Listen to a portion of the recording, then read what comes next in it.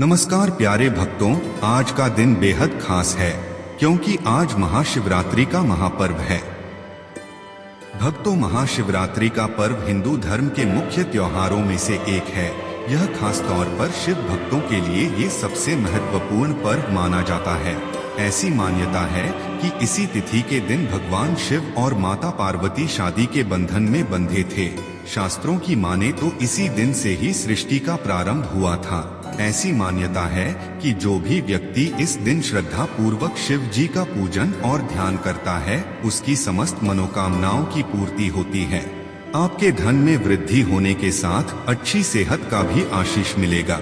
यदि शास्त्रों के माने तो इस दिन भोलेनाथ को प्रसन्न करना बेहद आसान है, क्योंकि भोलेनाथ का सच्चे मन से अगर कोई उनको पुकारता है तो वो तुरंत ही उनकी सारी इच्छा पूरी कर देते हैं। आप अगर धन की इच्छा करते हैं या अच्छी स्वास्थ्य की इच्छा करते हैं या संतान प्राप्ति की मनोकामना हो या कुछ और, बस मंत्र को खत्म होते ही आपको वो सारी इच्छा तुरंत ही भोलेनाथ का ध्यान लगा के मांग लेना है। मैं आपको ये भरोसा दिलाता हूँ कि आपकी इच्छा भगवान शिव जल्द ही पूरा करेंगे। बस आपको इस मंत्र को पूरा 108 बार सुन लेना है। ध्यान रहे, इसे बीच में बिल्कुल भी ना छोड़े, इससे भोलेनाथ का अपमान होता है। तो चलिए मंत्र जाप शुरू करते हैं। ओम नमः शिवाय। ओम नमः शिवाय। ओम नमः शिवाय। ओम नमः शिवाय। ओम नमः शिवाय। ओम नमः शिवाय।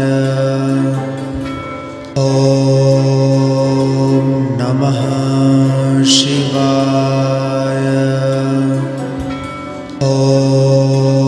ओम नमः शिवाय। ओम नमः शिवाय। ओम नमः शिवाय। ओम नमः शिवाय। ओम नमः शिवाय। ओम नमः शिवाय। ओम नमः शिवाय। ओम नमः शिवाय।